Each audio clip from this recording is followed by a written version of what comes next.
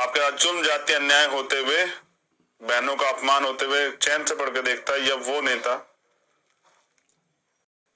उसको आपको ताकत देनी है जो आपके हर दुख सुख में खड़ा है, जो एक युवा है, बेरोजगारी का दर्द समझता है, जो लाखों बहनों का भाई है, जो बहनों के स्वाभिमान सम्मान के लिए लड़ना जानता है, जो माओ के अधिकारों के, उनके सपनों की रक्षा करना चाहता है, उनको भी बेहतर जीवन देना चाहता है, जो बुजुर्गों की पगड़ी का, उनकी परेशानियों का हल निकालना चाहता है, जो चाहता है सामाजिक न्याय के सिद्धांत लागू हो।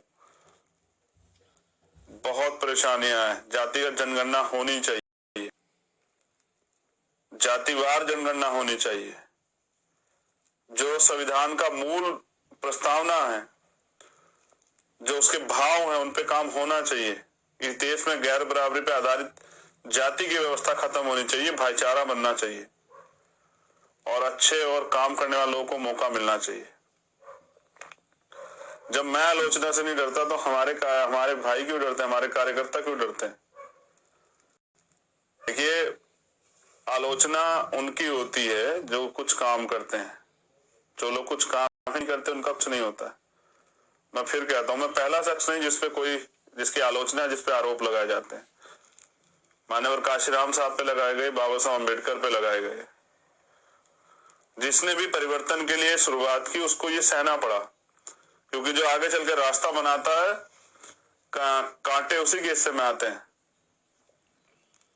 जो पीछे पीछे चलते हैं उनके लिए रास्ता बना होता है, लेकिन जो आगे बढ़ के रास्ता बनाता है, कांटे उसी के हिस्से में आते हैं। और उदाहरण है बिरसा मुंडा, इसका उदाहरण है। उदाहरण है मांझी जी, इसका उदाहरण है कि जब कोई संकल्प करता है, कोई फैसला ले लेता है, तो वो उसके लिए क्या नहीं कर सकता है, फिर वो चाहे वो पहाड़ी काटना क्यों ना हो। बहुत सारे उदाहरण हैं। उन उदाहरणों से ज्यादा आज आप पे अवसर है। घर से निकलिए और करके दिखाइए। और मैं जानता हूं आने वाला कल आपका है और आपको कोई रोक नहीं सकता है। कि अगर पूरे देश में अन्याय अत्याचार के खिलाफ कोई लड़ा है पिछले 5 साल में, तो भीम आर्मी। और मैं जल्द गोरखपुर आ रहा हूं। गोरखपुर के जो साथी सुन रहे हैं उनसे भी कह रहा हूं, बहुत जल्द गोरखपुर आ रहा हूं। गोरखपुर में मेहनत करेंगे और एक तानाशाह को वहां से हरा के भेजेंगे। जय भीम, जय भारत, जय मंडल, विजय मंडल टूटेगा कमंडल। बहुत बहुत धन्यवाद, आभार। आप सबके लिए मंगल कामनाएं। और मैं तो कैप लगा लेता, मेरी कैप है मेरे पास, लेकिन मैं आपसे कह रहा हूं, सर्दी है, कैप वैप लगा के रखिए और सुरक्षित रहिए। बहुत ध्यान से मास्क वास्क का प्रयोग कीजिए। बहुत बहुत धन्यवाद। जय भीम, आभार। एक आवश्यक सूचना, जो साथी आना चाहते हैं चुनाव में, वो अपनी लिस्ट बना के दूसरे प्रदेशों के, वो मुझे या माननीय राष्ट्रीय अध्यक्ष जी को या और किसी सीनियर नेता को हमारे सौंप दें। फिर हम उनको देखते हैं उनकी ड्यूटी कहां कहां लगानी।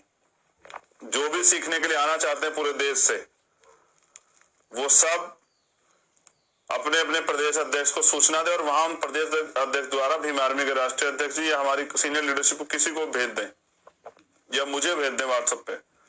फिर उन सब लोगों को हम लोग प्रयास करेंगे कैसे कैसे उनकी ड्यूटियां लगा के उनको अवसर दें सीखने का, क्योंकि फिर कल उनके यहाँ भी चुनाव आएंगे। गोरखपुर में तो घेराबंदी करनी, बाबा जी को तो वापस भेजना है मठ में।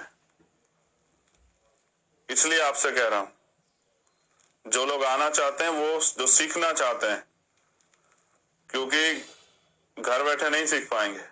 फिर आपके यहाँ चुनाव आएगा तो आप ऐसे ही हो जाओगे, सीख नहीं पाओगे। तो सीखने के लिए जो लोग आना चाहते हैं वो अपने प्रदेश अध्यक्ष जी को सूचना दें और सूचना के साथ वो सूचना जैसे यहाँ प्रेषित हो जाए तो फिर वो आए और प्रयास करेंगे कि माननीय काशीराम साहब के अधूरे सपने को और बाबा साहब अम्बेडकर के अधूरे सपने को पूरा करेंगे, मंडल साहब के अधूरे सपने को पूरा करेंगे। जय भीम, जय भारत, जय बहुजन समाज।